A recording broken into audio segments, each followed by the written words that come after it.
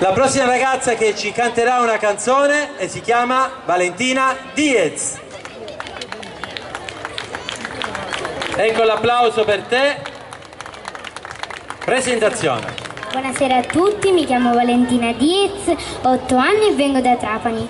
Bene, allora quale canzone ci farai ascoltare? Nel sole di Albano. Di Albano, quindi una canzone maschile per Valentina. Siamo pronti? Sì? Ok? Signori, Diez, Valentina!